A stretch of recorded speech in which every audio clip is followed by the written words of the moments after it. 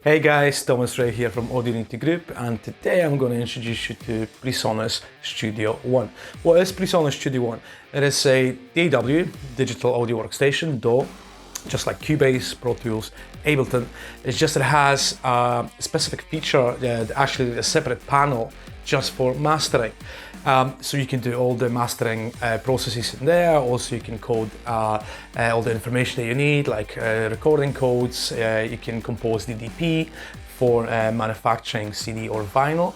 And also has a separate panel, so it's two panels. It also has a separate panel for mixing, composition, editing, and so on. I've been using this for 5-6 years now. It's been a great tool for me. Super easy, it's really intuitive. I'm going to talk you through all the basic options that we have in the both panels, both the mixing panels and the mastering panel. Okay, join me there. Okay guys, so let's have a look at PreSonus Studio One. So that's your starting screen. This is where we have the song section and the project section. So let me explain you what they are, how they differ, and what can be done inside of it. So if I click here, it'll take me to my song session that I created a few minutes ago. There we go, and that's just a normal, typical sequencer kind of window. Nothing too extraordinary, pretty simple. It's not flashy, which I actually like. And the second part of it is the project. There we go. That's the project screen. Is purely for mastering, where the song is mostly for sequencing, for setting things up as in the normal DAW.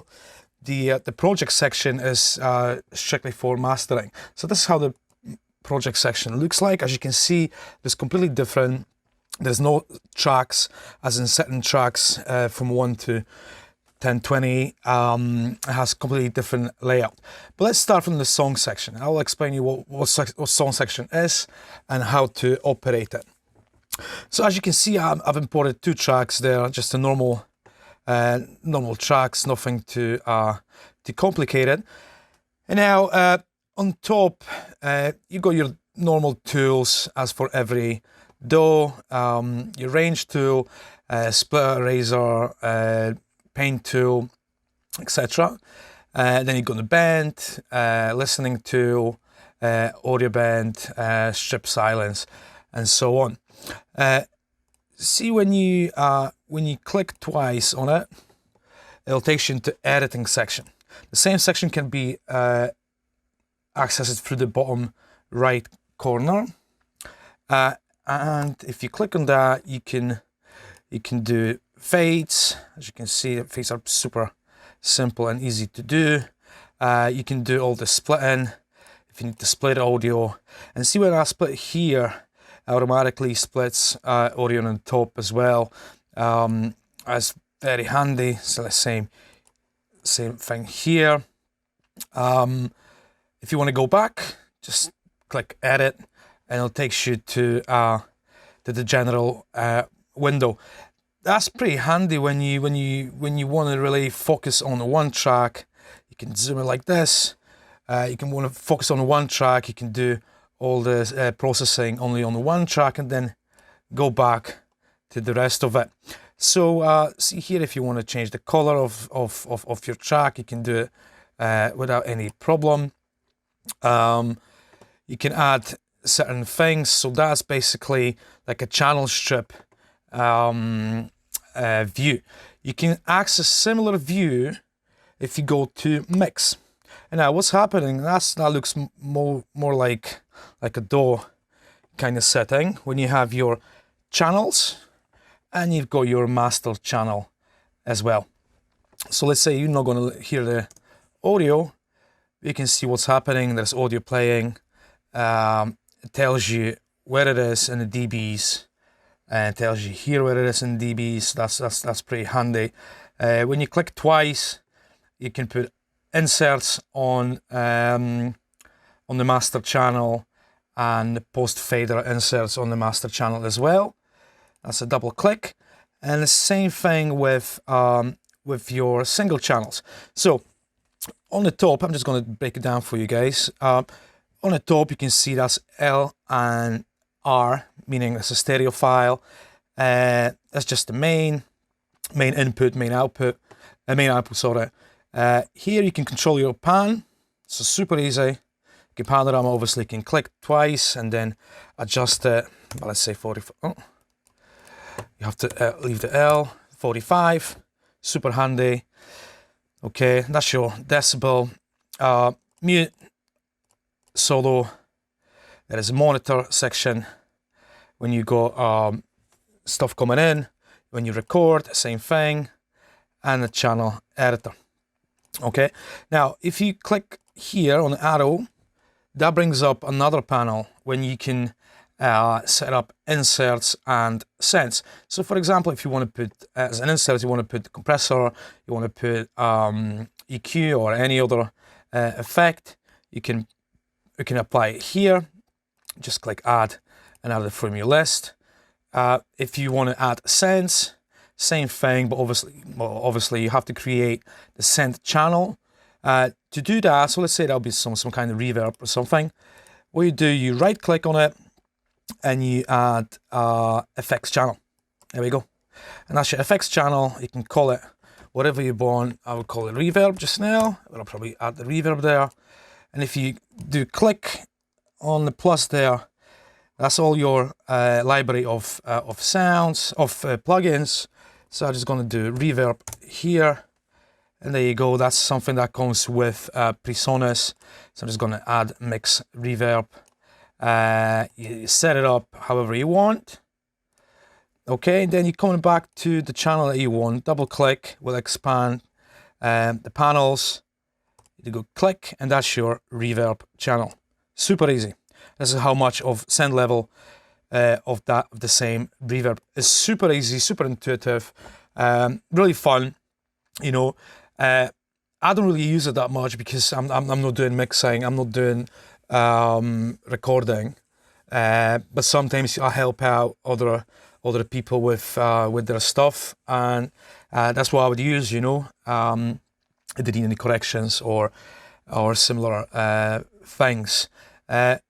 If you go double click, we'll close that window. Double click, close this window. As you can see, it says there effects for effects. Another handy feature is browse.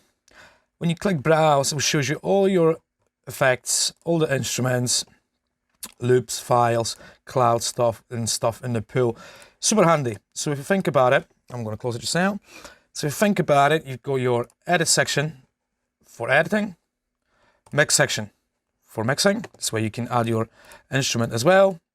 And that is your browse section if you just for the quick access. If you're looking for something specific, I encourage to use a search because it's just super simple to do that.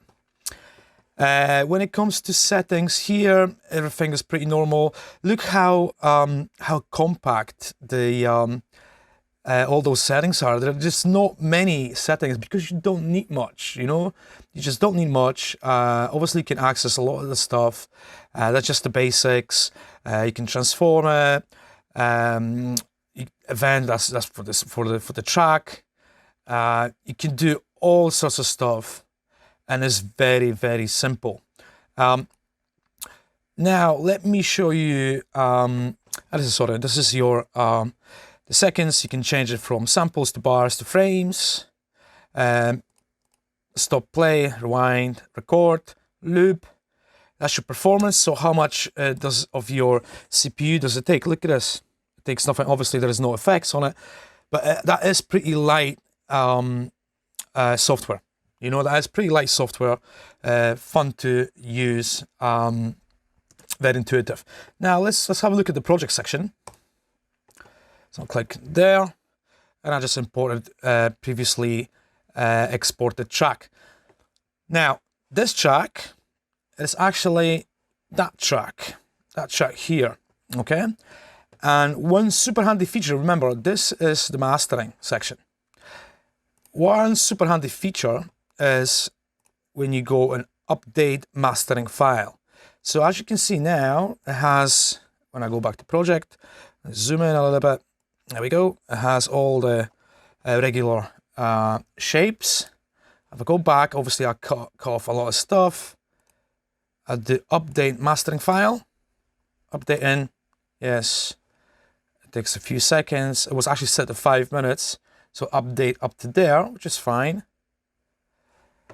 And see what happened there? It's been cut off. All that stuff is getting cut off. So if you work on the mix and you want to jump into the mastering, you just do update. You don't have to export it and then import it back up. You just go update the mastering file, and that gets exported into updated to that file that you previously imported. Now, since this is mastering, you will not see any of editing, right? Because you won't do any editing in mastering stage. What you're really interested in during the mastering are a few things.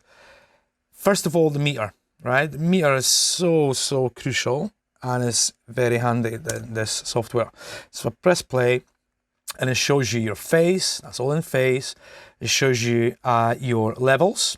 Okay, so that's your decibels. The lines there, as you can see, they're moving. That's RMS, you know, so all the dynamics. Super handy, super handy. That's your loops. So if you want to go 14 loops, there we go. It shows you as well. So let's say if I would push it, because I'm just going to bump up the volume there. Show you what's happening. You know, it's clipping, so it tells you just straight away it's clipping. That's no good for audio. On top of that, right here we've got the octave. It shows you 50 hertz, 100 hertz, 200 hertz. You can go a bit. So that's basically your spectrum analyzer, and it shows you exactly what's happening. You can see when you point at it, it shows you exactly where, what level, what frequency. Very handy, very handy. That's another one, a bit more detailed. That's VF and sonogram as well. So that's that bit. When it comes to effects in your mastering, this is where you would apply them, right there. So where the inserts are. So let's say add something else. Let's say, doesn't matter what. Actually, that wouldn't be the mastering effect, but that doesn't matter. So all your effects are basically stored in here, you know. So it's super simple to access them. Super simple to just do them. You can switch between the order. Okay, you can add them as many as you want. So you got them all in one list. If you click here, it will detect the loudness of that song. So it tells you exactly what you will need. That's lofts, that's your decibels. If you're not sure about the loudness of your project, of your song. Same here, even less settings, because you don't need settings. You don't need those settings when you do mastering. You know, when you do mastering, you should focus on your mindset, on what you want to achieve, and on the sound, rather than on complicated settings, or the way how to do certain things that you already know what you want to do, but you know how to do it, because the software is complicated. Doesn't make any sense. I'm going to change this seconds. So that's super simple. Now I'm going to show you some of the other features, but for that I'm going to import a few of the tracks. Let's say a few of them, it doesn't matter at the moment. So as you can see, they're go 1, 2, 3, track 1, 2, 3, 4, 5, 6, and that's for mastering, right? So that's when you sequence your release, your album or EP or whatever you do. This is where you can nicely apply fades between the tracks, okay? And right here, I don't know if you see it, right there, it tells you what's the pause between the songs, right? So if I go 0, that would mean that one would go into another without any difficulties. As you can see, the pause is set to 2 seconds. That's the Red Book standard. You can change it. You can change it to 40 seconds if you want to go crazy. You go 0, then this one is, as you can see there, automatically right next to another. Over on the top, it will tell you how long the whole project is. So let's say if you're mastering for CD can take up to 80 minutes of music, of audio. So it tells you exactly, look, you can't even go over that, right? Here on top, it tells you exactly what's the actual finishing time of the project. So it's 30 minutes, 18 seconds. It tells you it's 80 minutes as a top. That's how much you can add to it. What else we have? Oh yeah. When you click here, it gives you all the information, right? So if you need code, international standard recording codes, if you want to put in songwriter, composer, arranger, genre, year, artwork, etc., you can put all in this column there. Super handy. So you can do that for every single one of them. You can change the color as well if you wish. On the top, this is where you would put the title of the release. So let's say there's an album, so you would go, let's say, Love Stories, and then artist right here. Same with the songs, artist just here. It tells you exactly what's the length of the song, and here we go. It's pretty nicely done. On top, just that section here, supporting section for mastering. So that would, if you click this, you can export it. As you can see, how many. Obviously, that depends on your audio interface. You can export it to wherever you want, WAV file or I for FLAC or MP3, wherever you wish. DDP, that will create the image for the pressing plans. Same with the image here, it would create it as a WAV image of the whole song. So that is pretty handy if, let's say, you're working with an artist and you arrange one track to flow into another, okay? If you would export those tracks as the separate tracks, the artist that you're working with will not be able to hear those fades there, the transitions between the songs, because he or she will only have separate WAVs. So what you do, you actually create the image. That'll be one file of all the songs with the transitions. So that person can tell you, do you know what, I don't really like the transition between track 3 and 4. Can you please do something about it? Blend it or fade it out or whatever. If you would export to DDP, most of the artists will have the software to open DDP file. DDP file is an encrypted file that can be only opened by people who have certain software to open up that kind of file. This is not traditional file. It's basically secured file, so no one can touch it. That's important when you're pressing vinyl or you're pressing CD. You don't want anyone to interfere with your audio. So as you can see, it's super simple. It is a very intuitive. I work with Studio One for about 6-7 years now. Brilliant tool. I don't think I used any others since then.